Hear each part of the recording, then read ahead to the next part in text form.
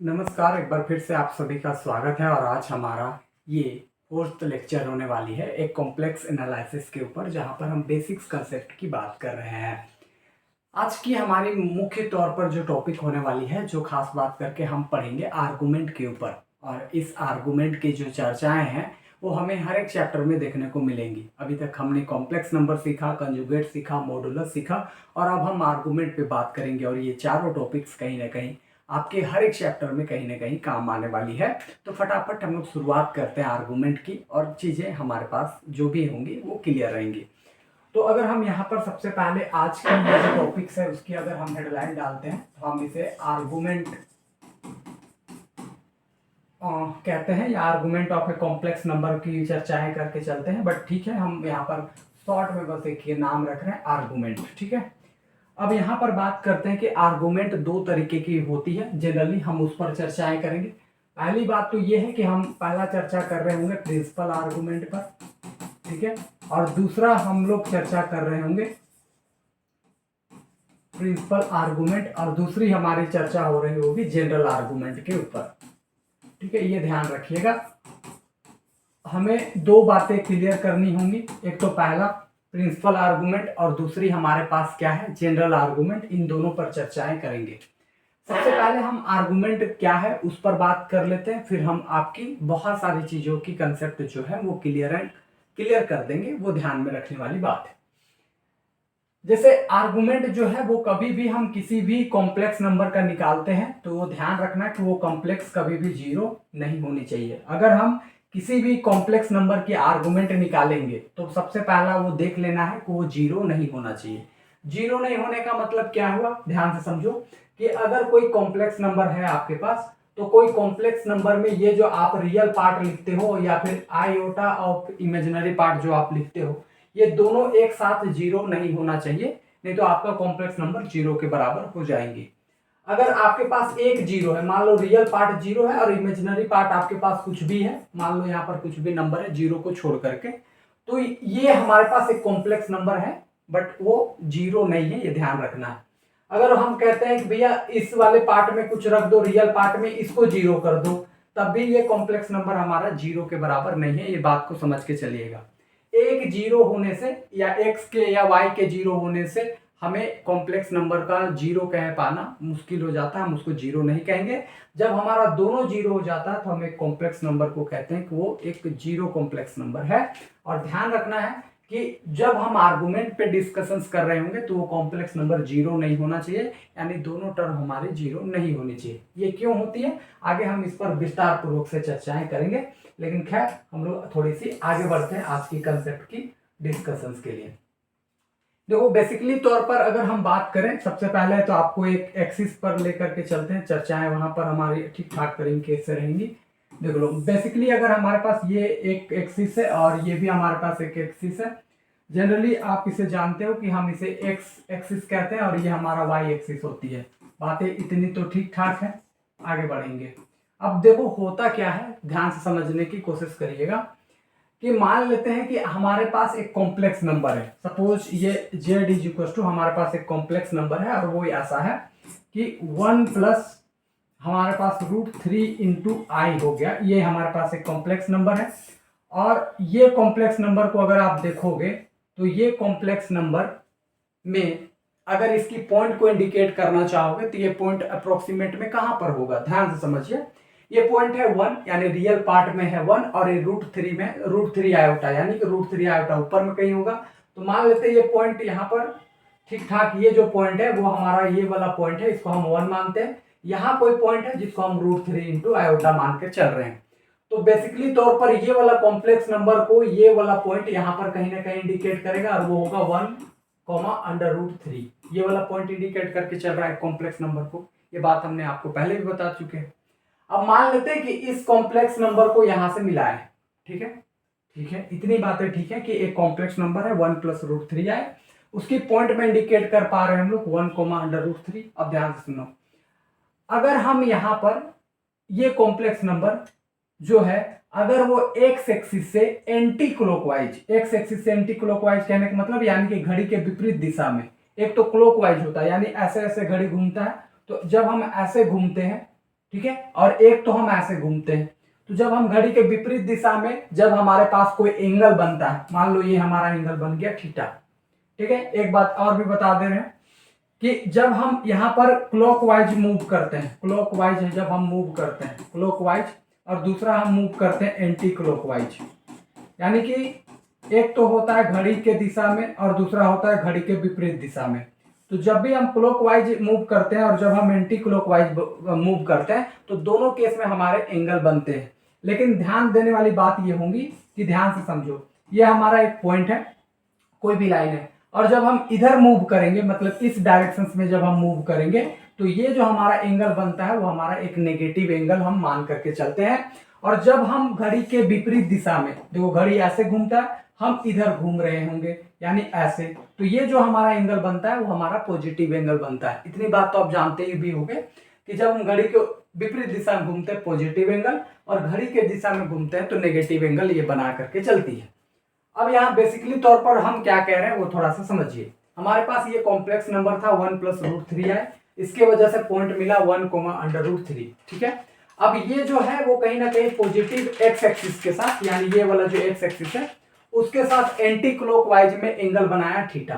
तो ये जो आपके पास जो थीटा बना करके चला है इसी को हम आर्गुमेंट ऑफ जेड कहते हैं। यानी ये जो अगर आप थीटा निकाल लेते हो तो इसी को हम क्या कहते हैं, आर्गुमेंट ऑफ जेड कहते हैं। ध्यान देने वाली बात इतनी है। मान लेते हैं कि ये हमारा एंगल हमारा सीधा सीधी हमारा कितना है 60 डिग्री का एंगल बना करके चला, तो हम क्या कहेंगे इस वाले कॉम्प्लेक्स नंबर का अगर हम आर्गुमेंट पे चर्चा कर रहे हैं तो इस वाले कॉम्प्लेक्स नंबर का आर्गुमेंट कितना डिग्री हो जाएगा, 60 डिग्री हो जाएगा। ठीक है, इतनी बात आपको समझ करके चलनी है। यानी कि अगर कोई कॉम्प्लेक्स नंबर है और वो कोई रियल एक्सिस पर या प्लेन पर कोई पॉइंट इंडिकेट करता है और वो एक्स एक्सिस से एंटी क्लॉकवाइज जितना एंगल बनाता है वो हमारा यहाँ पर आर्गुमेंट हो करके आएंगी। ये बात को आपको समझ करके चलनी है। ठीक है, इतनी बात अगर आप समझते हैं तो बाकी सारी चीजें आपके पास कंसेप्चुअली धीरे धीरे क्लियर हो जाएंगी। ठीक है, निकालते कैसे हैं एंगल वो हम आगे जा करके बात करेंगे, लेकिन ठीक ठाक हम अभी समझ पा रहे हैं कि एक कॉम्प्लेक्स नंबर जो एक पॉइंट इंडिकेट करता है वो एक्स एक्सिस से एंटी क्लॉकवाइज जितना एंगल बनाता है वो हमारा आर्गुमेंट होता है। एक एग्जांपल और लेते हैं, निकालते कैसे हैं उस पर भी चर्चा करेंगे, प्रिंसिपल आर्गुमेंट, जनरल आर्गुमेंट, उस पर भी चर्चाएं करेंगे। लेकिन हम फिलहाल इसी पर थोड़ी सी आगे बढ़ते हैं। हम फिर से वही दो एक्सिस हमारे पास सामने रखते हैं। ये हमारा एक्स एक्सिस वाई एक्सिस का कंसेप्ट है। मान लो हमारे पास एक पॉइंट ये हुआ, मान लो ये हमारे पास एक कॉम्प्लेक्स नंबर है और ये है 1, √3, ये मतलब 1, -√3 है। ये कॉम्प्लेक्स नंबर को जरा देखोगे तो 1 -√3i का ये हमारा पॉइंट है, या हम कह सकते हैं कि ये थोड़ा गलत होगा। हम इस कॉम्प्लेक्स नंबर को ऐसा मानते हैं z = -1 और √3i यहाँ पर प्लस में दे देते हैं। ठीक है, इसको भी थोड़ा मिटा करके z = -1 + √3i, इस वाले को अगर इंडिकेट करोगे तो -1 यहाँ पर सपोज कर लो और प्लस √3 सपोज यहाँ पर हो जाएंगे √3i। तो ये जो पॉइंट आ रहा है वो -1, √3 ये वाला हमारा एक पॉइंट आ रहा है कॉम्प्लेक्स नंबर के अंतर्गत। अब जब हम इस वाले पॉइंट को जब हम यहाँ से ओरिजिन को मिला दिए, ठीक है, अब यहाँ से मान लो कि ये जो है वो एंगल बनाया है यहाँ पर, ठीक है, ये वाला जो एंगल बनाया पॉजिटिव एक्स एक्सिस से जितना एंगल बनाया, मान लेते हैं कि ये एंगल हमारे पास 120 डिग्री का एंगल बनाया। तो हम कहेंगे कि इस वाले कॉम्प्लेक्स नंबर का अगर कोई तुमको आर्गुमेंट पूछेगा तो आर्गुमेंट ऑफ जेड हम सीधा सीधी कितना डिग्री कहेंगे, 120 डिग्री कह देंगे।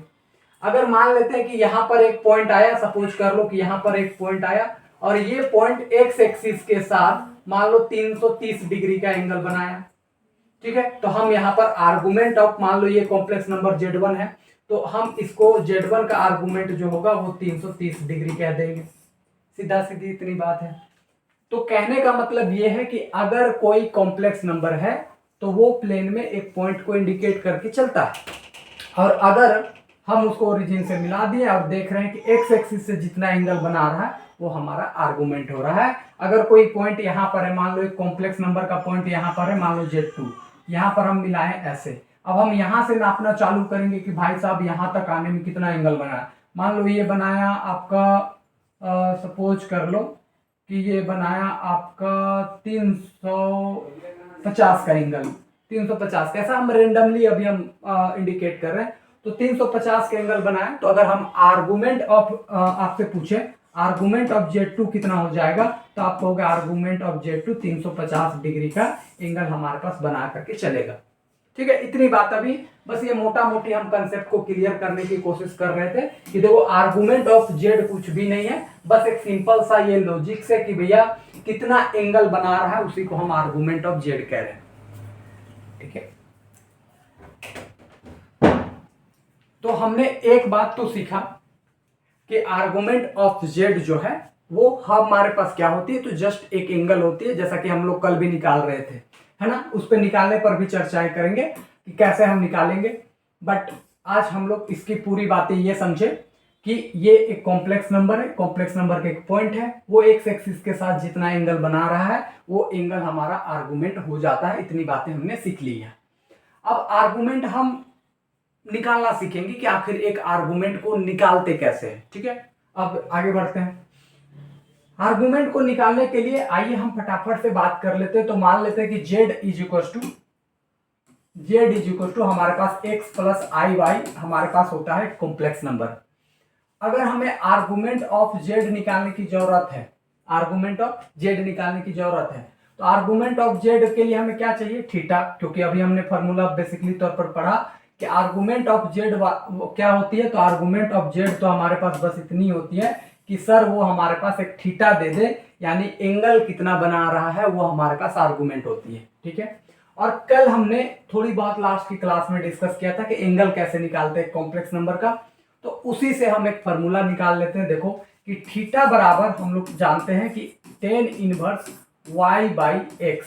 ठीक है, tan inverse y by x, और इससे हमारा आर्गुमेंट निकल जाएगा। यानी एक कॉम्प्लेक्स नंबर का अगर कोई आर्गुमेंट पूछ रहा है कि भैया बताओ कि 10 मतलब ये वाले कॉम्प्लेक्स नंबर का आर्गुमेंट कितना है, तो आपको बस करना क्या है, tan inverse y by x करना है, इसकी आर्गुमेंट निकल करके आ जाएंगी। तो बेसिकली ये एक छोटा सा फॉर्मूला है जिससे हमारा आर्गुमेंट निकलती है। ध्यान से समझो कैसे एक कॉम्प्लेक्स नंबर देते हैं आपके सामने, z is equal to 1 plus root 3i, कली वाला जो एग्जांपल है वो आपके सामने रख रहे हैं। अब ये हो गया हमारे पास x और ये हो गया हमारे पास y। कोई पूछा आर्गुमेंट ऑफ z बताओ, आर्गुमेंट ऑफ z अगर कोई पूछेगा तो सिंपली तौर पर हम कहेंगे भैया ये तो हमारा थीटा के बराबर होता है, और हम जानते हैं कि थीटा किसके बराबर होता है, तो भैया ये tan inverse y by x के बराबर होता है। सीधा सीधी बात है। तो यहाँ पर हो गया ये tan इनवर्स y की वैल्यू कितनी है, y की वैल्यू है √3 और x की वैल्यू कितनी है 1। अब यहाँ पर हम जानते हैं tan इनवर्स √3 अपॉन 1 √3, और √3 को हम लिख सकते हैं tan 60 डिग्री यानी पाई बाई 3। तो tan इनवर्स tan कैंसिल हो गया, तो सीधा सीधी आंसर आ गया पाई बाई 3। तो कहने का मतलब ये हुआ कि अब आपके पास अगर आर्गुमेंट ऑफ कोई z पूछ रहा है तो हम सीधा सीधी कहेंगे कि भैया पाई बाई 3 यानी कि 60 डिग्री इसका आर्गुमेंट निकलने वाली है। ठीक है, इतनी बातें हैं जिसको आपको समझनी है, ऐसे हम निकाल सकते हैं इस फॉर्मूला के अकॉर्डिंग। यानी कोई कॉम्प्लेक्स नंबर दिया है तो आर्गुमेंट ऑफ z कैसे होती है, तो सीधा सीधी थीटा होती है, और थीटा का फॉर्मूला क्या होता है, tan inverse y by x, यानी ये y को यहाँ रखना है, x निकालना है, सॉल्व कर देना, तो आपके पास जो एंगल आएगा वो आर्गुमेंट हो गया। बस छोटा सा कंसेप्ट है। अब जो मेन है उस पर बात करेंगे। आपसे आर्गुमेंट तो पूछेगा ही पूछेगा, बट इससे जो मेनली पूछता है वो है प्रिंसिपल आर्गुमेंट और जनरल आर्गुमेंट, उस पर पहुंचते हैं। क्योंकि बेसिकली तौर पर देखो हमारे पास 4 क्वाड्रेंट होती हैं। बेसिकली तौर पर अगर हम देखें तो हमारे पास कितने क्वाड्रेंट होते हैं, 4। ये फर्स्ट क्वाड्रेंट, इसको बोलते हैं सेकंड क्वाड्रेंट, ये हमारे पास थर्ड क्वाड्रेंट, और ये हमारे पास होती है फोर्थ क्वाड्रेंट। ठीक है, सीधा सीधी बात, ये है फर्स्ट, ये है सेकंड, ये हो जाता है थर्ड क्वाड्रेंट, ये हो जाती है फोर्थ क्वाड्रेंट। अब ध्यान से सुनो एक बात कि प्रिंसिपल आर्गुमेंट और जनरल आर्गुमेंट पढ़ने की जरूरत क्यों पड़ती है वो थोड़ा सा समझाते हैं। मान लो कि यही वाला जो कॉम्प्लेक्स नंबर था जिसको आपने इंडिकेट किया है, थोड़ा सा इसको मिटाते हैं, फिर से हम लोग बात करेंगे। ओहो ओहो ओहो, ठीक है, देखो बेसिकली तौर पर हम यहाँ से 2 एक्सिस लिए। अब थोड़ा सा समझिएगा, ये वाला कॉम्प्लेक्स कितना एंगल बना रहा है, ये वाला कॉम्प्लेक्स हमारा 1/√3 जो है वो कहीं ना कहीं हमारे पास 60 डिग्री का एंगल बना करके चल रहा है। ठीक है, कोई दिक्कत तो है नहीं। अब मान लो कि आपने यहां से रोटेट करके 60 डिग्री पे पहुंचे। अब यहां से रोटेट करके 60 डिग्री पे पहुंचे और फिर से जब हम एक रोटेशन कंप्लीट करेंगे तो फिर यहीं पे पहुंचेंगे, फिर एक रोटेशन कंप्लीट करेंगे तो फिर यहीं पे पहुंचेंगे, फिर एक रोटेशन कंप्लीट करेंगे तो यहीं पर पहुंचेंगे, फिर एक रोटेशन कंप्लीट करेंगे तो यहीं पे पहुंचेंगे। यानी कि हम एक रोटेशन कंप्लीट करने के बाद फिर से हम वहीं पर पहुंचने चल रहे हैं। अब हम लोग एक बात तो जानते हैं कि एक रोटेशन में हमारे पास कुल मिलाकर के 360 डिग्री का एंगल बनाती है। आपने पढ़ा भी होगा 11-12 के अंतर्गत, और नहीं भी पढ़ा है तो अभी सीख लीजिए कि भैया अगर कोई व्यक्ति, कोई वस्तु, कोई भी चीज है एक कंप्लीट राउंड कंप्लीट करता है तो 360 डिग्री का एंगल बनाता है। अब ध्यान से सुनो, हमने शुरुआत में देखा कि इसका एंगल तो हमारे पास 60 था, यानी आर्गुमेंट ऑफ जेड तो 60 था। लेकिन जब हम यहां पर देख लो 360 और जोड़ दे तो 360 अगर आप जोड़ते हो तो ये हो जाएगा 420, फिर 360 अगर जोड़ते हो तो ये हो जाएगा 780 और डॉट डॉट डॉट ऐसे। तो होगा क्या कि जैसे ही आप यहां पर 60 डिग्री किए, कितना 60 डिग्री, या फिर आप क्या करो कि 360 डिग्री से माइनस भी करो, ये माइनस के लिए भी सही है।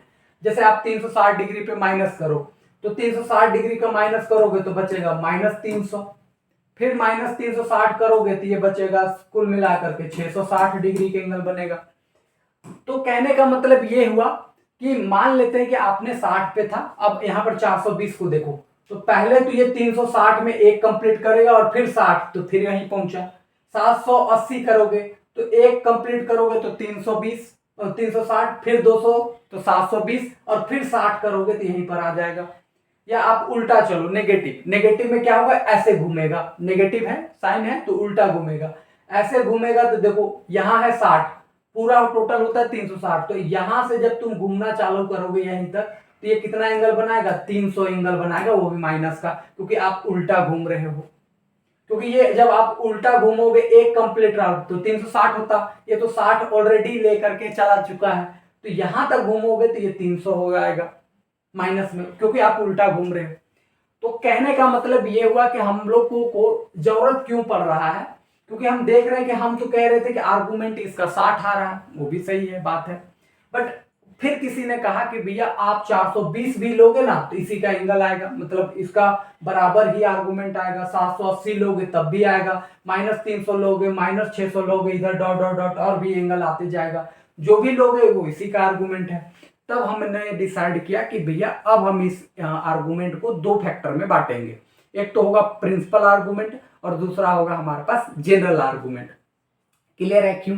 क्योंकि जब हम लोगों ने देखा कि ये जो 60 डिग्री इधर से बना रहा था, वो 60 डिग्री को जब हम ऐसे ऐसे रोटेट करते तो 420 में भी 780 में भी वो सेम जगह पे आ रहा था, और जब हम उल्टा घूम रहे हैं, उल्टा, ठीक है, तो उल्टा में घूम रहे तो -300 में भी वही आ रहा है, फिर -660 में भी वही आएगा, ठीक है, यहां से घूमोगे तो ये टोटल आ जाएगा 300 माइनस में, क्योंकि उल्टा घूम रहे, क्योंकि ये 60 तो ऑलरेडी लेकर के चला गया था, टोटल एंगल होता है 360, उसमें ये 60 चला गया था बाहर, तो जाहिर सी बात है भैया आपके पास बचा कितना, 300 का, माइनस क्यों लगा, क्योंकि आप उल्टा घूम रहे हो। तो कहीं ना कहीं पर हम लोगों ने देखा कि मामला थोड़ा सा फंसाने वाली चीजें है, ठीक है, हम तो खुश थे कि भैया हम आर्गुमेंट निकालना सीख गए, लेकिन किसी ने कहा भैया और भी आर्गुमेंट आगे है, देख लो इसमें भी यही पोजीशंस पर आकर के वो अटकेगा। तब हमने कहा कि ठीक है, इसको भी स्पेसिफिक तौर पर क्लासिफाई करते हैं कि एक प्रिंसिपल आर्गुमेंट पढ़ेंगे और एक जनरल आर्गुमेंट। तो आइए फटाफट हम प्रिंसिपल और जनरल आर्गुमेंट पर चर्चा कर देते हैं। सबसे पहले हम बात करेंगे प्रिंसिपल आर्गुमेंट पर। एक तरफ हम सबसे पहले हम बात करेंगे प्रिंसिपल आर्गुमेंट के ऊपर, प्रिंसिपल आर्गुमेंट के ऊपर बात करने वाले हैं हम लोग। आज की क्लास की ये पहली स्पेसिफिक चर्चा होगी प्रिंसिपल आर्गुमेंट के ऊपर, ठीक है। अब देखो प्रिंसिपल आर्गुमेंट पर जब हम चर्चाएं कर रहे हैं तो वो क्या होती है प्रिंसिपल आर्गुमेंट, वो थोड़ा सा समझिए।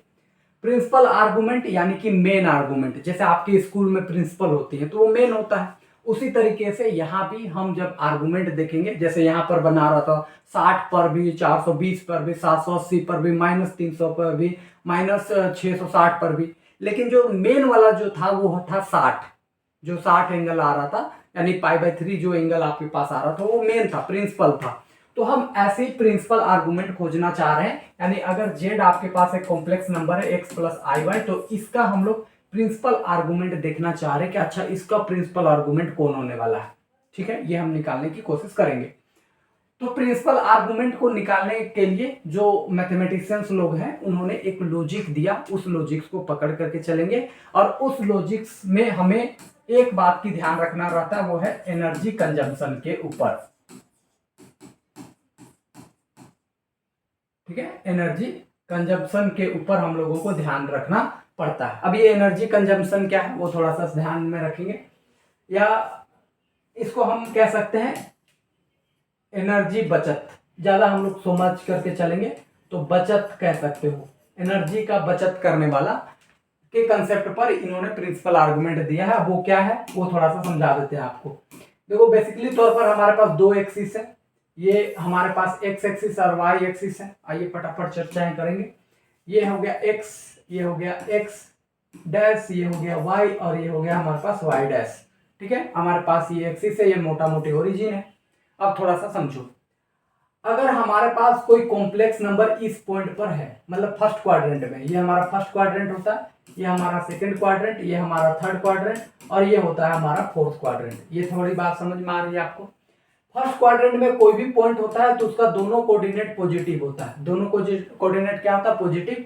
यहाँ पर फर्स्ट नेगेटिव होता है, बाद वाला पॉजिटिव। देख लो एक्स नेगेटिव और वाई पॉजिटिव, तो ये हो गया। इसमें एक्स नेगेटिव वाई नेगेटिव, तो इसका दोनों कोऑर्डिनेट माइनस में होता है। यहाँ आ जाओगे तो एक्स पॉजिटिव वाई नेगेटिव, तो यहाँ पहला वाला पॉजिटिव ये वाला नेगेटिव होता है। इतनी बात आप समझते हो। अब ध्यान देने वाली बात क्या है कि अगर आपके पास कोई कॉम्प्लेक्स नंबर का पॉइंट यहाँ आया, कोई कॉम्प्लेक्स नंबर का पॉइंट यहाँ आया, अब देखो कि अगर आप यहाँ पर एंगल दो तरीके से बना सकते हो, एंगल दो तरीके से। एक तो पॉजिटिवली ऐसे बना सकते हो, एक तो कोई कहेगा कि हम ऐसे जा सकते हैं, एक ऐसे, और एक तो कोई कहेगा कि हम ऐसे भी जा सकते हैं, एक नेगेटिव से भी और एक पॉजिटिव से भी जा सकता है। कोई दिक्कत वाली बात है नहीं। हम पॉजिटिव भी ऐसे जा सकते हैं और ऐसे नेगेटिव भी जा सकते हैं, कोई दिक्कत नहीं। अब अगर हम आपसे पूछे कि बताओ इसमें सबसे ज्यादा एनर्जी किसमें लगेगा, इसमें यहां से यहां पहुंचने में या यहां से यहां पहुंचने में? आप मान लो बाइक ही चला रहे हो, हम कहें कि पहले इधर से जा सकते हो और इधर से भी जा सकते हो। अब हम आपसे पूछे कि सबसे ज्यादा एनर्जी किसमें लगेगा, आप कहोगे इसमें। कम किसमें लगेगा? इसमें। तो मेरा जो इसमें भी एनर्जी कम लगेगा वो हमारा प्रिंसिपल आर्गुमेंट होगा। मान लो इधर से आप घूम करके गए तो आपके पास 300 एंगल बनाना पड़ा नेगेटिव में, मतलब 300 एंगल आपके पास बनाना पड़ा। माइनस खाली इतना इंडिकेट कर रहा है कि आप उल्टा घूम रहे हो, बस, उससे मतलब नहीं। लेकिन यहां पर जब आप नंबर को देखो तो 300, और जब आप यहां पर घूमो तो यहां पर कितना लगा? 60 का एंगल लगा। तो लेस एनर्जी किसने कंज्यूम किया? 60 वाले ने। तो जब आप फर्स्ट क्वाड्रेंट में हैं तो इसका मतलब है कि आपका एनर्जी इस तरह से, यानी कि पॉजिटिव डायरेक्शंस में जाने से आपकी एनर्जी यहां पर कम लग रही है। इसका मतलब आपको आर्गुमेंट ऑफ जेड जब आप पहला क्वाड्रेंट के लिए निकालेंगे तो वो आप पॉजिटिव डायरेक्शंस में आप निकालोगे, आपकी चीजें ठीक ठाक रहेंगी, यानी इस डायरेक्शन से आप मूव करोगे तो आपकी एनर्जी कम लगेगी। तो यहां पर जब आप आर्गुमेंट जब आप निकालोगे तो सीधा सीधी वही फॉर्मूला लगा देना, tan inverse y by x वाला, क्योंकि हम जानते हैं आर्गुमेंट ऑफ जेड को थीटा लिखते हैं और थीटा बराबर ये फॉर्मूला होता है। सीधा सीधी मतलब इतना है। अब हम लेते हैं सेकेंड केस, वो ध्यान में रखिएगा। हम बढ़ते हैं सेकेंड केस के ऊपर। अच्छा इसको रहने देते हैं, कभी काम आ जाएगा। ये हम फर्स्ट क्वाड्रेंट की बात कर ही लिए हैं, इसी का हम कॉपी पेस्ट कर लेते हैं थोड़ा सा, ताकि ये हमारा काम आ जाए। क्लोन कर लेते हैं इसी को, थोड़ी सी ये प्रेफरेंस में देगा। हाँ ठीक है, इसको ले लेते हैं हम लोग नीचे।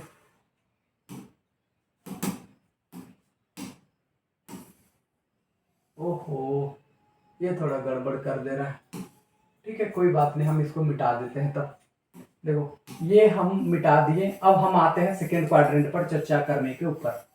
ठीक है, हम बात कर रहे हैं किस क्वाड्रेंट पर? अब बात करेंगे हम सेकेंड क्वाड्रेंट पर, यानी यहां पर आ जाओ। यहां पर अगर हम कोई कॉम्प्लेक्स नंबर को यहाँ पे इंडिकेट कर दे रहे हैं, यहाँ पर कोई पॉइंट है वो इंडिकेट हो रहा है, मान लो ये Z1 है, सपोज कर लो कम इंडिकेट।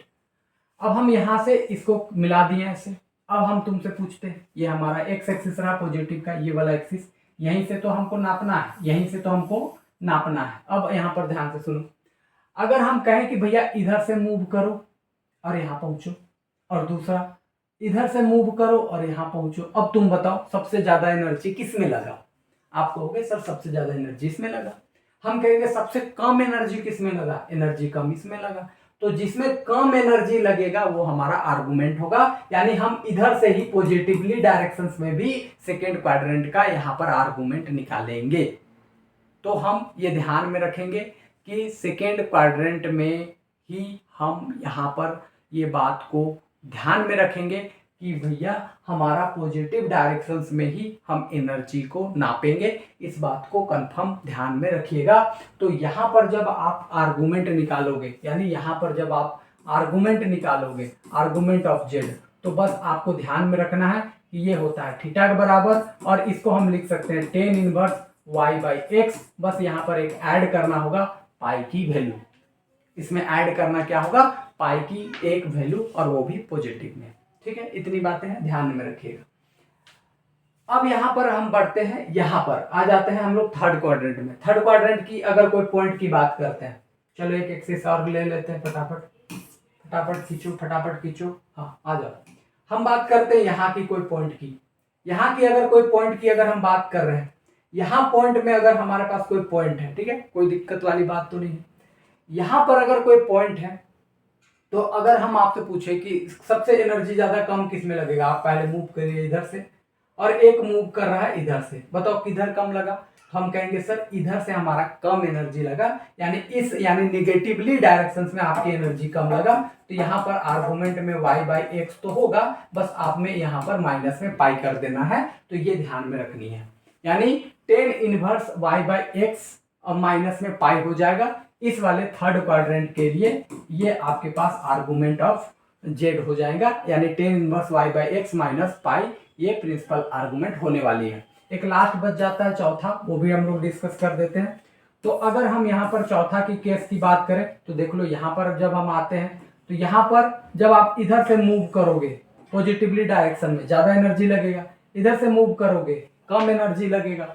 तो भैया कम एनर्जी लगा तो आर्गुमेंट ऑफ जेड जब आप निकालोगे, यानी अगर ये जेड पॉइंट है और अगर आप यहाँ पर आर्गुमेंट निकालते हो, मेनली तौर पर जब आप यहाँ पर आर्गुमेंट निकालते हो, तो प्रिंसिपल जब आर्गुमेंट आप निकालोगे तो वो बस आपके पास हो जाएगा tan inverse y by x ही आपके पास आर्गुमेंट आने वाली रहेंगी। ये ध्यान में रखना है।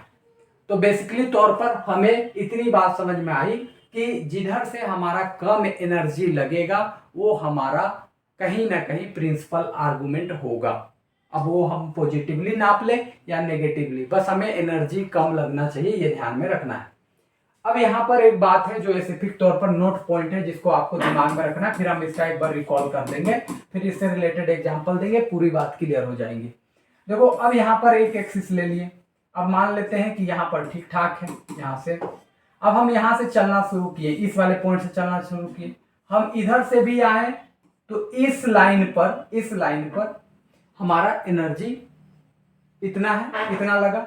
हम अगर इधर से भी आए तो एनर्जी हमारा सेम टू सेम लगेगा, क्योंकि इधर से भी 180 डिग्री, इधर से भी 180 डिग्री। तो जब हम इधर से चलेंगे तो ये पॉजिटिव 180 डिग्री, इधर से चलेंगे तो माइनस 180 डिग्री। तो हम ये ध्यान में रखेंगे कि हम इन दोनों में से कोई तो एक लेंगे। हम तो इधर से भी जा सकते हैं, इधर से भी जा सकते हैं, लेकिन हम पॉजिटिव वाला को ज्यादा प्रेफरेंस में देंगे, तो हम केवल प्लस का पाई को लेकर के चलेंगे। अगर कोई पॉइंट यहाँ पर इस एक्सिस पर है, इस वाले पर, तो हम किसको लेकर के चलेंगे? पाई को लेकर चलेंगे, ना कि माइनस पाई को। बाकी और केस में तो हमें टेंशन लेने की जरूरत नहीं है। इसी एक स्पेशल केस था जहां पर दोनों की पॉइंट सेम टू सेम जगह पर मिल रहे थे, तो हम पॉजिटिव लेके चलेंगे। एक बार रिकॉल करते हैं, फिर बाकी सारी चीजों को कवर कर देंगे आपके सामने। तो आइए फटाफट कवर करते हैं। अभी तक हम लोगों ने सीखा कि भैया अगर हम प्रिंसिपल आर्गुमेंट की बात करते हैं, प्रिंसिपल आर्गुमेंट की अगर हम बात कर रहे हैं, तो प्रिंसिपल आर्गुमेंट में हमें प्रिंसिपल आर्गुमेंट अगर जेड का निकालना है, यानी एक्स प्लस आई वाई, तो प्रिंसिपल आर्गुमेंट को हम डिनोट करेंगे। एक बात अभी हम एक नया ऐड कर रहे हैं, डिनोटेड बाय, इसको हम लोग कैपिटल ए आर्गुमेंट लिखेंगे। ठीक है, ये ध्यान रखिएगा। जब हम प्रिंसिपल निकालेंगे तो यहाँ पर हम इसे इस कैपिटल ए देंगे, और जब जनरल निकालेंगे तो हम उसमें स्मॉल लेटर से डिनोट करेंगे। बट अभी समझ लो प्रिंसिपल आर्गुमेंट ऑफ जेड जो होता है वो हम किसके बराबर मानते हैं, थीटा के बराबर। अब वो थीटा अलग अलग क्वाड्रेंट में अलग अलग होती हैं, हम वो इंडिकेट करके आपको एक बार में रिवाइज करवा देते हैं। फटाफट आपको सारी चीजें क्लियर हो जाएंगी और क्लियर हो जाएंगी। यानी कि इस वाले में जब आप आओगे तो यहाँ पर थीटा की value tan inverse y by x ही रहेंगी। जब आप यहाँ पर आओगे तो थीटा की value tan inverse y by x plus में पाई रहेंगी।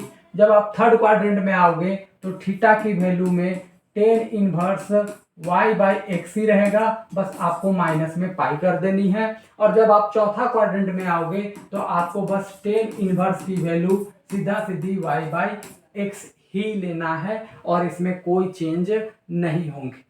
ध्यान बस आपको इतनी ही रखनी है कि इसमें बस पाई ऐड हो जाता है, इसमें माइनस पाई, और ये जो ऊपर में है बस वो उसी का वो कॉपी पेस्ट यहाँ पर हो जाएगी। बस इस बात को ध्यान में रखनी है। अगर आप इतनी बातें अगर आप समझ पा रहे हो तो इससे आप प्रिंसिपल आर्गुमेंट निकाल सकते हो। अच्छा, इस वाले लाइन पर अगर कोई आर्गुमेंट आ रही है इस वाले लाइन पर तो आप इसकी आर्गुमेंट यानी कि अगर हम बात करें यहाँ पर थीटा तो थीटा बराबर पाई ही लोगे। अब जरा सा ध्यान से समझने वाली बात है, अगर हम इस वाले लाइन में यहां से यहां तक आए तो भी पाई, हम इधर से इधर भी आए तो हमारे पास माइनस पाई। ठीक है, अब ध्यान से सुनो, तो जो थीटा की वैल्यू है वो कहां से कहां तक जा रही है, तो हम यहां पर थीटा की वैल्यू देख रहे हैं कि माइनस पाई से लेकर के पाई तक ही जा रही है। माइनस पाई से लेकर के कहां तक जा रही है, पाई तक जा रही है। बट ध्यान रखने वाली बात है कि ये जब दोनों पाई इधर से जाने से भी पाई इधर से भी जाने से पाई आ रही है तो हमको तो लेना दोनों में से कोई एक है, तो एक वाले को हम यहां से हटा देते हैं। यानी हम कहते हैं कि थीटा की वैल्यू कहां से कहां तक रहेंगी, तो माइनस पाई से लेकर के पाई तक के बीच ही रहेंगी। यानी कि माइनस 180 डिग्री से लेकर के 180 डिग्री के बीच ही रहेंगी। क्लियर है, इतनी बात दिमाग में रखनी है कि प्रिंसिपल आर्गुमेंट की वैल्यू कहां से कहां तक आती है। तो कोई पूछे तो प्रिंसिपल आर्गुमेंट की वैल्यू माइनस 180 डिग्री से लेकर के 180 डिग्री तक पॉजिटिव में आती है। ठीक है, ध्यान रखना है। बाकी तो हमारे सेम है। पहले क्वाड्रेंट में हमारे पास ये बन करके आ जाती है, सेकंड क्वाड्रेंट में बस यहाँ पाई ऐड हो जाएगा, थर्ड क्वाड्रेंट में हमारा माइनस पाई हो जाएगा, फोर्थ क्वाड्रेंट में तो जो फर्स्ट में है वही सेम टू सेम हो जाएगा। इससे हमारा प्रिंसिपल आर्गुमेंट निकल जाता है। प्रिंसिपल आर्गुमेंट को कैसे डिनोट करते हैं, तो प्रिंसिपल आर्गुमेंट को डिनोट करते हैं argument of z is equal to theta, but capital A denote करके चलते हैं। जनरल पर भी बात करेंगे लेकिन सबसे पहले प्रिंसिपल आर्गुमेंट आपको निकालना सिखा देते हैं, फिर हम लोग आगे की चर्चा करेंगे। समझ गए?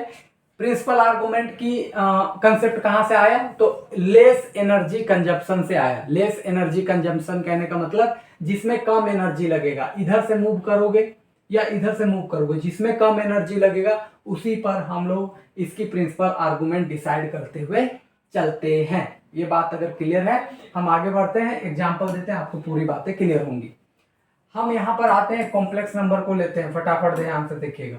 जेड इज इक्वल टू हम 1 प्लस रूट 3i लिख दिए, 1 प्लस रूट 3i लिख दिए हैं। ठीक है, अब देखो हमारे पास यहाँ पर ये भी पॉजिटिव है, ये भी पॉजिटिव है। अब आपको एक बात तो कंसेप्ट क्लियर हो गया होगा, यहाँ दोनों पॉजिटिव होता है, यहाँ माइनस प्लस होता है, यहाँ दोनों माइनस होता है और यहाँ पर प्लस माइनस होता है। अब दोनों पॉजिटिव किस में होगा, देख लो, दोनों पॉजिटिव हमारा इसमें होगा, फर्स्ट क्वाड्रेंट में। और फर्स्ट क्वाड्रेंट में हम लोग के पास आर्गुमेंट थीटा होता है और इसको निकालने के लिए चलो हम एक बार लिख भी देते हैं, आर्गुमेंट यानी कि प्रिंसिपल आर्गुमेंट ऑफ जेड निकालने के लिए हम थीटा लिखते हैं और इसका फॉर्मूला हो जाएगा tan inverse y by x, क्योंकि दोनों पॉजिटिव है और वो फर्स्ट क्वाड्रेंट में आ रही है। तो इन दिस केस यहाँ पर हम लिखेंगे टेन इनवर्स y की वैल्यू कितनी है, रूट 3, x की वैल्यू कितनी है 1, तो हम ये करेंगे। इन दिस केस यहाँ से देखोगे तो ये होगा टेन इनवर्स, यहाँ से रूट 3 आया और यहाँ पर हम जान रहे हैं टेन इनवर्स रूट 3 की वैल्यू हम यहाँ से 1060 यानी पाई बाई 3 लिखेंगे, तो कुल मिला करके रिजल्ट आ गया पाई बाई 3। ये आ गया आपके पास प्रिंसिपल आर्गुमेंट। ठीक है, एक और कॉम्प्लेक्स नंबर लेते हैं। एक कॉम्प्लेक्स नंबर हमने ये लिया -1 प्लस में रूट 3 इंटू आई। ठीक है, -1 प्लस रूट 3i ये ले लिए। अब ये बताओ कहाँ आ रहा है, पहला वाला है माइनस, दूसरा वाला है प्लस, पहला वाला है माइनस, दूसरा वाला है प्लस। तो यहाँ पर आर्गुमेंट जब हम निकालेंगे प्रिंसिपल आर्गुमेंट ऑफ जेड तो वो होगा थीटा, और थीटा बराबर इस बार फॉर्मूला क्या लगाएंगे, इस बार लगाएंगे tan inverse y by x, और यहाँ लगाएंगे सीधा सीधी माइनस के जगह पर क्या, प्लस ऑफ पाई। ये ध्यान रखेंगे, सेकंड क्वाड्रेंट में प्लस पाई लगाते हैं। अब यहाँ से अगर आगे बढ़ोगे तो देखो हमारे पास आ गया टेन इनवर्स, y की वैल्यू कितनी है, √3। अच्छा जी, x की वैल्यू कितनी है, -1, और यहाँ पर हमारे पास बना है प्लस में पाई। ये हमने लिख करके चला है। अब ध्यान समझो, टेन इनवर्स के अंदर माइनस रहता है, उसको हम बाहर निकाल सकते हैं। तो ये हो गया टेन इनवर्स, यहाँ बचा है √3 एंड प्लस में पाई।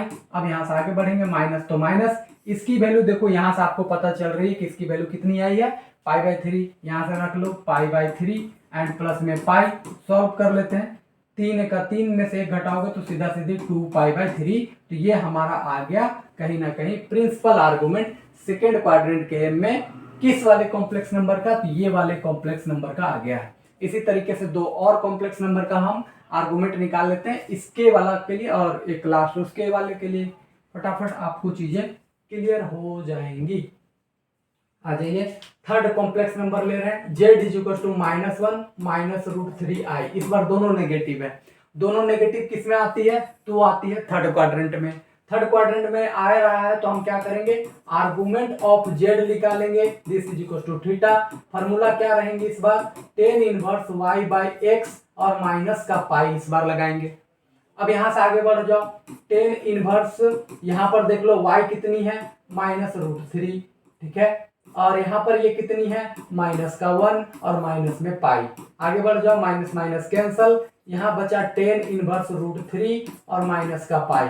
अब देखो टेन इनवर्स √3 की वैल्यू कितनी आ चुकी है, तो ये आ चुकी है हमारे पास π/3, और यहाँ से सीधा सीधी पाई। यहाँ से सॉल्व करो, 3 का 3, 3 और 1 सीधा सीधी 4, तो 4π/3। ये हमारा आ गया principal argument for this complex number, और ये कॉम्प्लेक्स नंबर हमारा थर्ड में लाइक कर रहा था। एक लास्ट एग्जांपल ले लेते हैं, फटाफट हम लोग के पास हो जाएंगी complete. z is equal to 1 minus में √3i। अब देखो ये प्लस ये माइनस, ये प्लस माइनस इस वाले में आ रही है।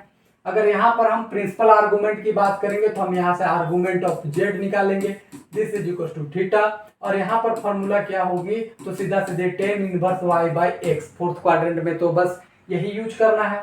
इन दिस केस ये आ गया टेन इनवर्स, y की वैल्यू कितनी है, माइनस में √3, x की वैल्यू कितनी है, 1। अब देखो 10 के अंदर माइनस रहता है, बाहर निकल जाएंगी, टेन इनवर्स यहाँ बचेगा √3, बाहर में लग गया माइनस, माइनस तो माइनस, टेन इनवर्स √3 की वैल्यू कितनी आई है, π/3, तो यहाँ पर लगा दिए π/3। तो ये हमारे पास कुल मिला करके चीजें निकल करके आ रही हैं। अगर आप इसकी एक विजुअल अंडरस्टैंडिंग भी अगर आप देखना चाहते हो तो वो भी हम आपके सामने रख देते हैं कि ये एंगल कहाँ पर कैसे कैसे बन रही है। आइए फटाफट इसकी थोड़ी सी चर्चाएं कर देते हैं। देखो पहले केस में अगर बात करोगे तो पहला केस में ये π/3 यानी 60 डिग्री यहाँ पर एंगल बना रहा होगा। दूसरे केस में अगर आप यहाँ पर बात करो तो π/3 यानी 60 को 2 से मल्टीप्लाई करोगे तो 120, यानी ये यहाँ पर एंगल 120 डिग्री बना रहा होगा। यहाँ पर देख लो π/3 यानी 60 4 जा करोगे तो ये हो जाएगा 240, और 240 का एंगल आपके पास ये आ जाएगा थर्ड क्वाड्रेंट में। वो यहाँ पर ऐसे एंगल बना रहा होगा, ऐसे 240 का एंगल इधर से। यही एंगल को अगर आप नेगेटिव में लेना चाहोगे तो ये इधर से आ जाएंगी, ठीक है। उसी एंगल को क्या करेगा, नेगेटिव में कंज्यूम करके दे देगा, सीधा सीधी बात। इसके जगह पर आप इसको ऐसे भी लिख सकते थे, जैसे यहाँ पर आप यहाँ पाई माइनस π/3 ये आप मेंशन कर सकते थे, चीजें आपके पास ऐसे बना करके दे देती।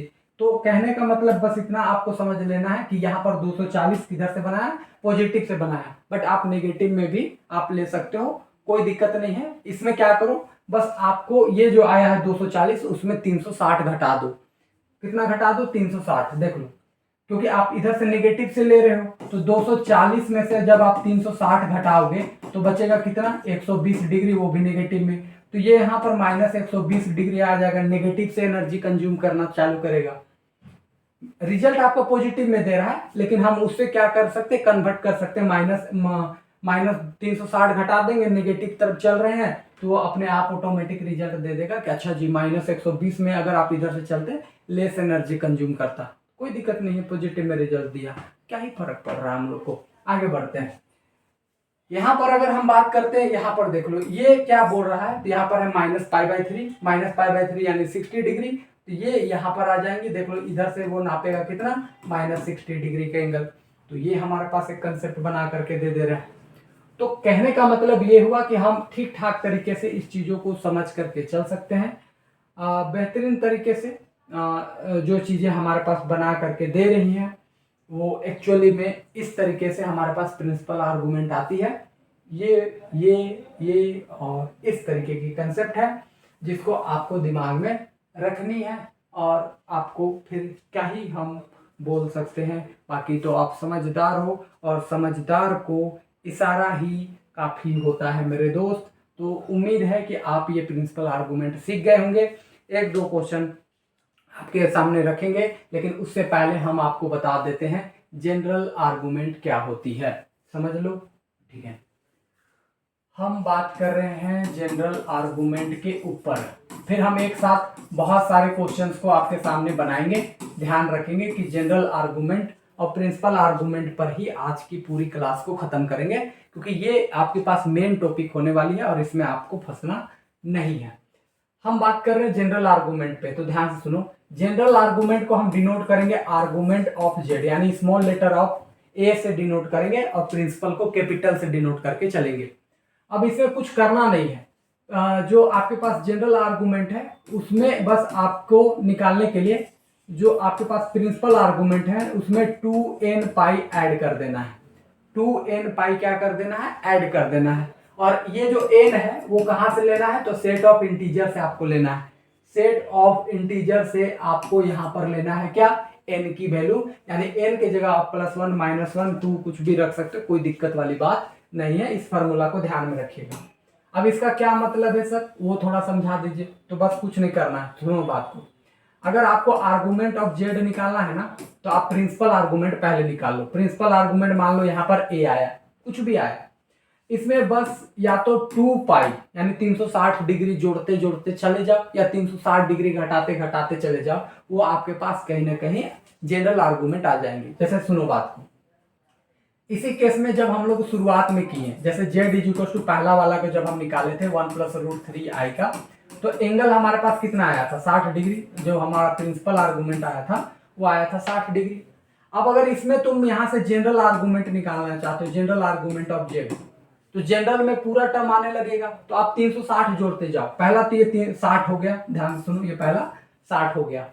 अच्छा, जो आर्गुमेंट प्रिंसिपल है वो जनरल में आएगा ही आएगा, ये ध्यान में रखिएगा। जो प्रिंसिपल आर्गुमेंट है वो जनरल में आएगा, इस बात को पहले ध्यान में रख लेना है। हाँ, इधर वाला उधर नहीं जाएगा, लेकिन ये जो अकेला है वो इसमें भी रहेगा। तो 60 है, अब 360 जोड़ते जाओ। 360 जोड़ोगे कितना हो जाएगा, 420, ठीक है। फिर 360 जोड़ो, तो 360 जोड़ोगे तो ये हो जाएगा 780। फिर 360 जोड़ो, तो 360 अगर आप जोड़ते हो तो कितना हो जाएगा, अगर आपके पास देखा जाए तो आप 1000 और उधर आप बोलोगे तो 1140 के आसपास आपके पास आ जाएंगे रिजल्ट। 7 और 3 10 और 11, हाँ इतना आ जाएगा। आगे बढ़ते चले जाओगे, फिर 360 आप माइनस करते जा सकते हो, यहाँ बचेगा -300। फिर -360 करोगे तो यहाँ पर बचेंगी आपके पास 660 बचेंगी माइनस में। फिर इस तरीके से आगे बढ़ते बढ़ते जा सकते हो। तो ये जो आपके पास आ रही है वो कहीं कहीं ना कहीं आपके पास एक जनरल आर्गुमेंट निकाल करके दे रही है। बस आपको करना क्या है, जनरल आर्गुमेंट निकालने के लिए पहले प्रिंसिपल आर्गुमेंट निकाल लो, उसमें 360 जोड़ते चले जाओ या 360 घटाते चले जाओ। ये 2 पाई लिखने का क्या मतलब हुआ, कि 2 पाई लिखने का बस मतलब इतना ही हुआ मेरे दोस्त, कि 2 पाई यानी कि आप यहाँ पर 2 पाई को 360 डिग्री बोलते हैं, सीधा सीधी बात इतनी है। तो ये ध्यान में रखना है। तो हमने सीखा कि अगर आपके पास आर्गुमेंट प्रिंसिपल आर्गुमेंट निकला है, उसमें 2n पाई जोड़ते चले जाओ या 2n पाई घटाते चले जाओ, इससे आपके पास एक कहीं ना कहीं आपके पास ये बन करके आ जाता है जो आपके पास निकालना था, और वो है जनरल आर्गुमेंट। इससे रिलेटेड आपको कुछ क्वेश्चन है वो हम आपके सामने रख दे रहे हैं, ताकि आप पूरी बातों को ध्यानपूर्वक से समझ करके अपने चीज़ों पे उतार सकते हो। एक क्वेश्चन है जो हम आपके सामने रख रहे हैं और दोनों का दोनों हम निकाल करके आपको बताते हैं, ठीक है। उसके बाद इसकी कुछ प्रॉपर्टीज है, उस पर चर्चा कर देंगे। एक क्वेश्चन है जो हमारे पास है -2 और यहाँ पर है -2√3i, ये हमारे पास एक क्वेश्चन है, ठीक है। सीधा सीधी मतलब इतना है। अब यहाँ पर देख लो हमारा जो x है, चलो z बराबर हम लिख दे रहे, x ये भी हमारा नेगेटिव है और ये भी हमारा नेगेटिव है। अब जब दोनों नेगेटिव है तो ये किस क्वाड्रेंट में आएगा, थर्ड में आएगा। ध्यान रखो ये हमारा दोनों पॉजिटिव, यहाँ माइनस प्लस, यहाँ पर दोनों माइनस माइनस, यहाँ प्लस माइनस होता है। ये बात आपको पहले ही पता है। तो दोनों नेगेटिव इसमें है और इसमें जब आप प्रिंसिपल आर्गुमेंट निकालते हो तो प्रिंसिपल आर्गुमेंट निकालने के लिए बस आपको tan इनवर्स y/x तो लिखे, बस उसमें माइनस पाई कर देनी होती है। अब यहाँ पर आ जाओ आगे, तो यहाँ पर बनेंगे tan इनवर्स y की वैल्यू कितनी है, -2√3 और इसकी वैल्यू कितनी है, -2 और माइनस में पाई, माइनस से -2 से 2 कैंसल, यहाँ बचा tan इनवर्स √3 और यहाँ बचा माइनस में पाई। tan इनवर्स √3 के वैल्यू हम जान रहे हैं π/3 आता है 60 डिग्री, ठीक है, वही काम कर दिए और यहाँ से माइनस में पाई। अब यहाँ से अगर सॉल्व करेंगे तो 3 का 3 यहाँ से घटाओगे तो माइनस में 2π/3 ये हमारे पास आ गई क्या, तो ये हमारे पास आ चुकी है एक तरीके का प्रिंसिपल आर्गुमेंट। तो सीधा सीधी मतलब इतनी है। अब अगर हम बात करेंगे जनरल आर्गुमेंट की, तो अगर हम जनरल आर्गुमेंट ऑफ जेड निकाल रहे हैं तो बस क्या करना, 360 जोड़ते चले जाओ या 360 घटाते चले जाओ, आपके पास आते चले जाएंगे। तो बस आपको 2π/3 है, वहां 2π ऐड करते चले जाओ और 2π घटाते चले जाओ। चलो फटाफट निकालते हैं। तो पहला तो यही आएगा 2π/3, वो भी माइनस में 2π ऐड करते हैं तो -2π/3 प्लस में 2π, यहाँ से 3 दूनी 6 में से घटाओगे तो यहाँ से आ जाएंगे 4π/3, फिर 2π ऐड करोगे तो सीधा सीधी 6 और 5 तो सीधा सीधे 10π/3 और इस तरीके से आगे चले जाएंगे। फिर आप -2π करते चले जाओ, यहाँ पर आप माइनस ले लो तो 3 दूनी 6, यहाँ से करोगे तो -8π/3, फिर यहाँ से -2π फिर करोगे तो -8π/3 -2π, तो यहाँ से करोगे तो सीधा सीधी -14π/3 और इस तरीके से आपके पास यहाँ कहीं ना कहीं जनरल आर्गुमेंट निकाल करके दे देगा। इतनी ही मतलब है। तो हमने एक बात सीखी कि प्रिंसिपल आर्गुमेंट अगर हमारा निकल गया तो भाई साहब हमें जनरल आर्गुमेंट निकालने से कोई भी नहीं रोक सकता। दुनिया की कोई भी ताकत हमें जुदा नहीं कर सकता प्रिंसिपल और जनरल आर्गुमेंट से, ठीक है। ओहो ये क्या हो गया,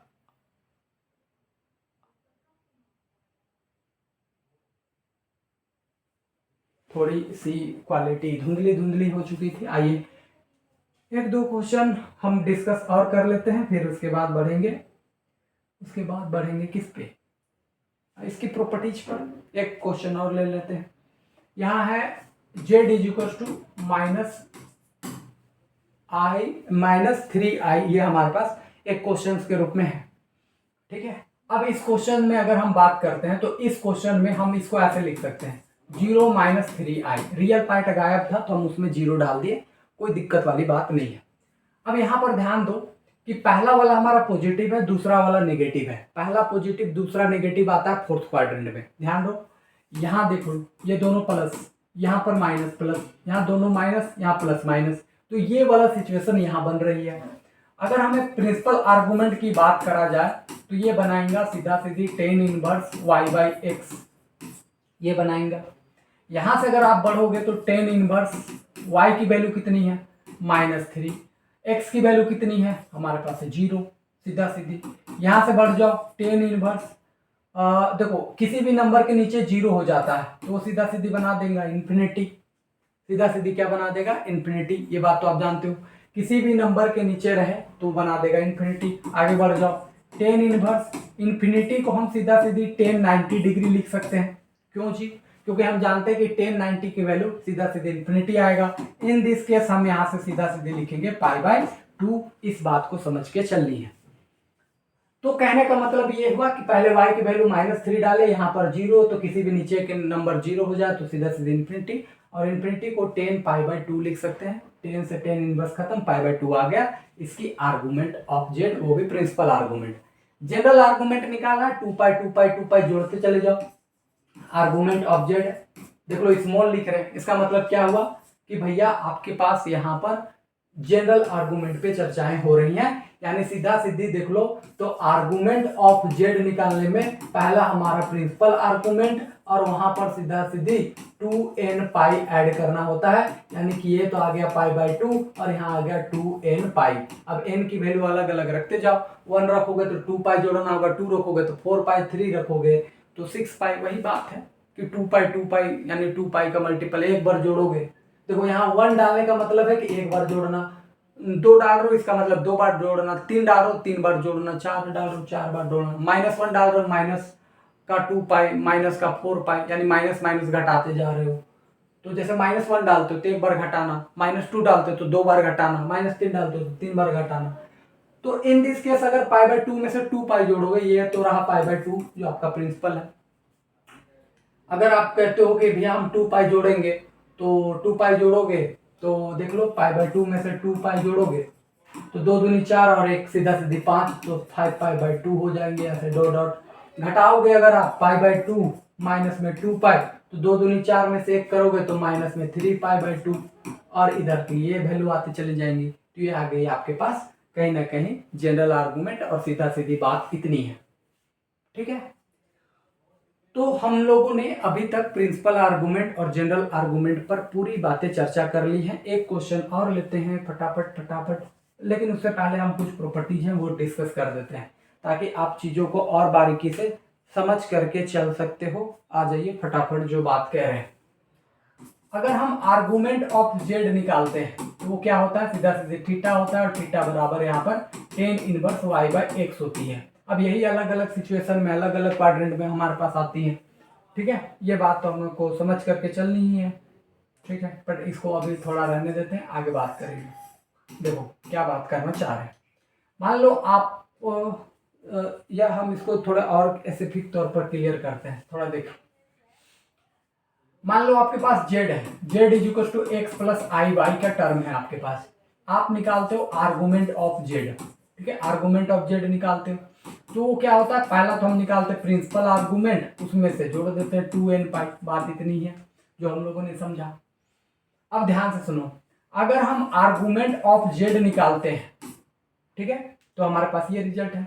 अगर हम जेड कंजुगेट का आर्गुमेंट निकालते हैं तो बस आगे माइनस कर दो और आर्गुमेंट ऑफ जेड निकाल दो, तो इससे हमारा एक शॉर्ट में रिजल्ट बन करके आ जाता है।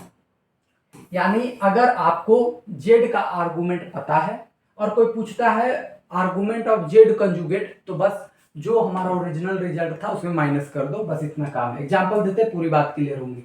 जैसे जेड इज इक्वल टू हमारे पास क्या था वो ध्यान से सुनो, हमारे पास 1 + √3i हो गया। ठीक है, इसका जब हम आर्गुमेंट निकाले थे, याद करो इसकी आर्गुमेंट निकाले थे तो आया था 60 डिग्री और फिर 2π जोड़ करके कुछ भी टर्म जो है वो हमारे पास आते जा रही थी। जनरल आर्गुमेंट में 60 फिर 2π जोड़ रहे थे यानी 360 डिग्री, बट हम एक ही रिजल्ट लेकर के अभी काम कर रहे हैं। इसका मतलब बस इतना समझ लो। अब हम क्या कर रहे हैं, इसकी आर्गुमेंट आ गया 60 जेड की। जेड कंजुगेट की बात करो, जेड कंजुगेट की 1 - √3i आ जाएंगी, यानी कि आयोटा को बस माइनस करते हैं वो कंजुगेट निकल जाता है। अब अगर कोई पूछता है कि आर्गुमेंट ऑफ जेड कंजुगेट बताओ, तो हमको इसका निकालने की कोई जरूरत नहीं है, बस ये 60 की जगह हम सीधा सीधी -60 करेंगे, हमारा काम खत्म। समझ गए? यानी अगर आप टोटली अगर देखो तो हमारे पास इसी रिजल्ट को देखो, हम पीछे जा करके आपको दिखाते हैं थोड़ा, अगर आप समझ पाओगे ज्यादा बेहतरीन तरीके से। यहाँ देख लो, यही रिजल्ट को देखो, आप यहाँ पर देखो Z is equal to 1 + √3i था, एंगल आया था 60, उसी का कंजुगेट 1 - √3i था, उसी का नेगेटिव आ गया था -π/3, यानी कि सीधा सीधी -π/3 का जो एंगल है वो हमारे पास आ चुका था, उसका नेगेटिव। तो कहने का मतलब ये हुआ कि अगर आपको कोई कहा जाए कि भैया आपके पास आर्गुमेंट ऑफ जेड दे दिए हैं ये 60 है, उसका कंजुगेट का आर्गुमेंट बताओ बिना निकाले, तो अब बस उसमें माइनस लगा दो, उसकी निकल करके आ जाती हैं, रेडी हो जाएंगी। सीधा सीधी बस इतना सा छोटा सा कंसेप्ट है। ये हमारे पास पहली प्रॉपर्टी हो गई। एक दो प्रॉपर्टी जो हमेशा काम आती है वो हम आपको बता देना चाहते हैं। इसकी बहुत सारी प्रॉपर्टीज हैं, बट वो सारी चीज़ें आपकी काम कभी आएंगी नहीं और वो थोड़ा सा डिफ़िकल्ट भी हो जाती हैं। तो हम कोशिश कर रहे हैं कि वो सारी चीज़ों को लेकर के आएँ जो आपकी काम आ सके।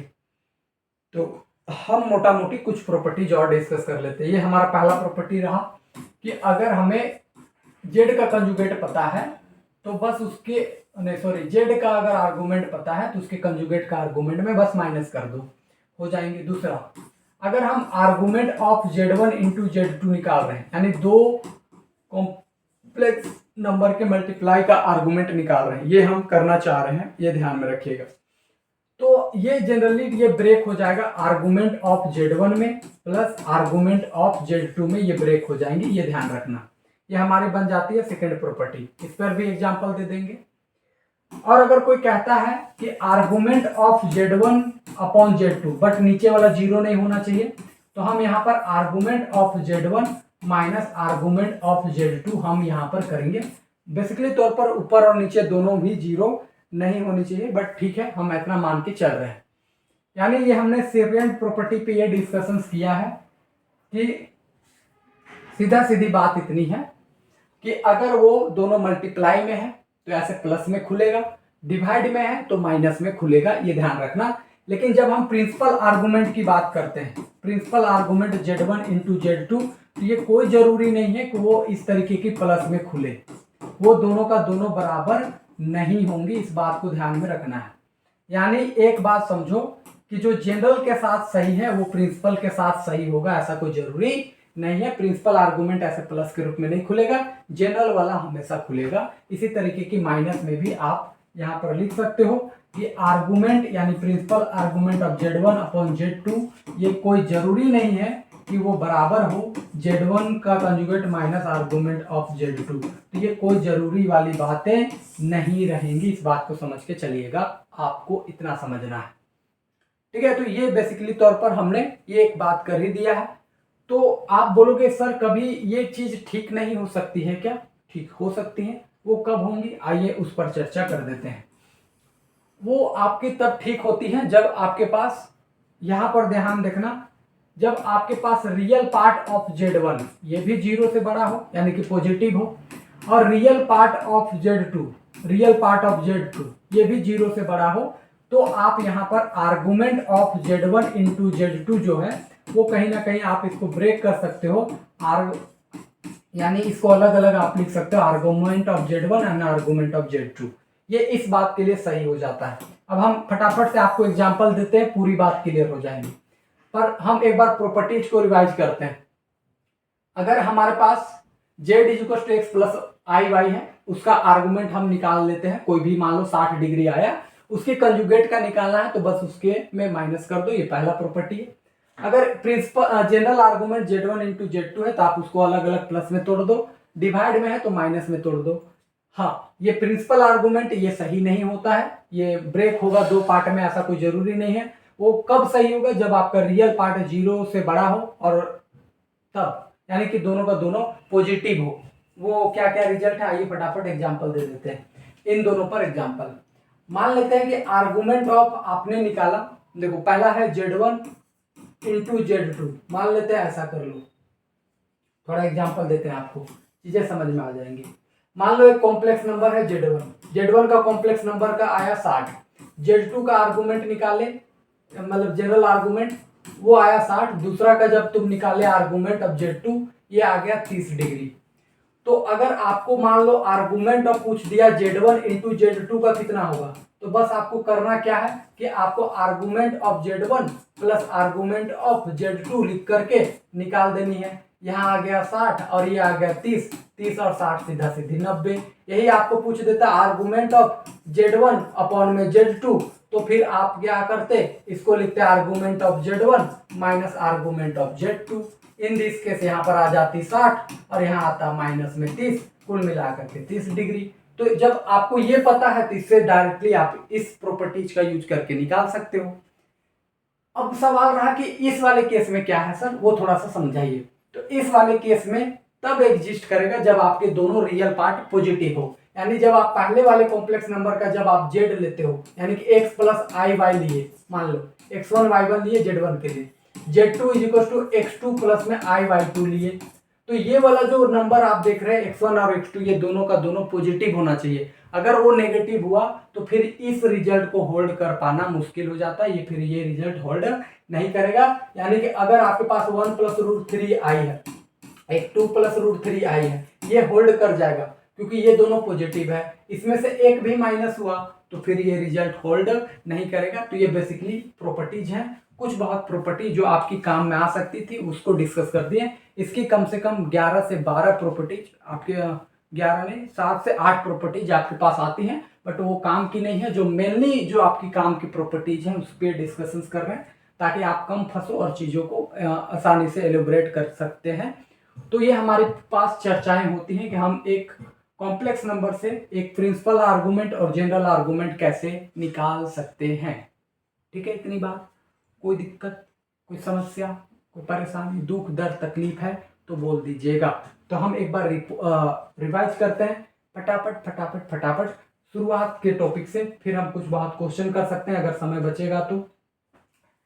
चलिए आज ये फटाफट फटाफट एक बार रिकॉल करेंगे, फिर चीज़ों को आपके सामने रखेंगे। देखो आज के टॉपिक में हमने शुरुआत किया आर्गुमेंट से, यानी एक कॉम्प्लेक्स नंबर है जिसकी आर्गुमेंट हम कैसे निकाल सकते हैं।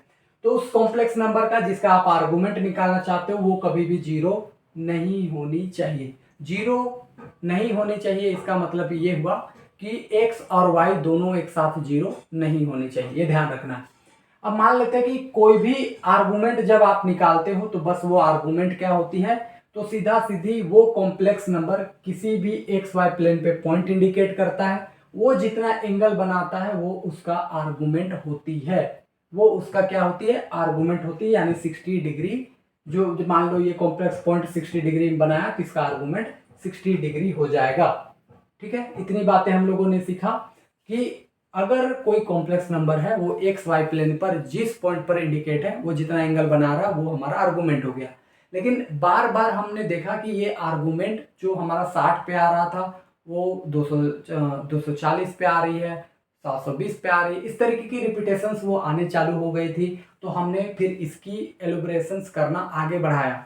आर्गुमेंट का फॉर्मूला तो यही है जो हम लोग थीटा बराबर लिखते हैं tan inverse y by x, लेकिन इसकी स्पेसिफिक क्वालिटी को दो पार्ट में डिवाइड किया क्योंकि बहुत लोगों ने कहा कि भैया ये इस एंगल पर भी आता है, इस पर भी आता है, इस पर जैसे जो 60 पर आ रहा था वो 780 पर भी यहीं पर आ रहा था, -300 पर भी यही आ रहा था। तो हम तो मान के चल रहे थे कि आर्गुमेंट ऑफ जेड 60 पे ही है, लेकिन किसी ने कहा कि भैया इसको और भी बढ़ाया जा सकता है। तो हमने दो चीजों पे डिस्कस किया, एक प्रिंसिपल और जनरल आर्गुमेंट। प्रिंसिपल आर्गुमेंट की अगर हम बात करते हैं तो प्रिंसिपल आर्गुमेंट जो होती है वो कहीं ना कहीं हमारे पास चीजें जो निकाल करके देती हैं वो शॉर्ट में लेस एनर्जी कंजप्शन पे हमें एनर्जी निकाल करके देती है, यानी जिसमें कम एनर्जी लगेगा। आप उल्टा घूमो क्लॉकवाइज, इधर से घूमो क्लॉकवाइज, जिसमें कम एनर्जी लगेगा उससे हमारा प्रिंसिपल आर्गुमेंट निकलता है। इसकी हमने 4 स्पेसिफिक बात की है क्वाड्रेंट के ऊपर की डिनोट करते हैं argument of z is equal to theta. इसकी वैल्यू -पाई से लेकर के पाई के बीच में होती है, -पाई को नहीं लेना है बट पाई को आप लेना है। इसकी 4 फॉर्मूला अलग अलग क्वाड्रेंट में हमने सीखा और इससे रिलेटेड हमने बहुत सारे क्वेश्चन किए। और जनरल आर्गुमेंट जब हम सीखें तो प्रिंसिपल आर्गुमेंट में 2n पाई बस ऐड करना है, n जेड से ले लेना है। तो इसकी शॉर्ट में रफली बात किया जाए, देहाती लैंग्वेज में अगर बात करें तो भैया 2 पाई यानी 360 डिग्री या तो घटाते घटाते चले जाओ या 360 जोड़ते जोड़ते चले जाओ, जनरल आर्गुमेंट आपके पास आ जाती है। इतनी बात थी। अलग अलग क्वाड्रेंट के अकॉर्डिंग हमने अलग अलग क्वेश्चंस किए, इसकी 4 प्रॉपर्टीज रही, उस पर हम लोगों ने चर्चा किया और आज की क्लास हम लोगों की लगभग समाप्त हो चुकी है। देख लेते हैं अगर समय बचेगा तो क्वेश्चन करा देंगे और नहीं तो भैया हमारी टाइम हो चुकी है। तो हम कल थोड़ी बहुत क्वेश्चन करेंगे इस पर और भी उम्मीद है कि आपको थोड़ी बहुत समझ में आया होगा। कल मिलेंगे थोड़ी बहुत इसकी क्वेश्चन और फिर हमारे पास बच जाएंगी, ज़्यादा नहीं, फिर हमारे पास ये बच जाएंगी कुछ बहुत अगर पढ़ने के लिए तो डी मॉर्गस थ्योरम, वो तो छोटा सा टॉपिक है, वो भी ख़त्म हो जाएंगी। फिर हमारे पास बचेंगी सम एलिमेंट्री फंक्शन, वो आपके सामने डिस्कस कर देंगे। फिर हमारे पास बचेंगी थोड़ी सी इस चैप्टर में वो होगा रीजन, जिसमें हम ओपन क्लोज सेट ये वगैरह बात कर रहे होंगे। तो ठीक ठाक है, चैप्टर छोटी सी हम लोग कंसेप्ट को बिल्डअप करते करते आगे बढ़ रहे हैं। उम्मीद है कि ये सारी चीज़ें आपको क्लियर होने लगेंगे। एलिमेंट्री फंक्शंस के बाद बेसिक्स जो है वो ख़त्म हो जाती हैं।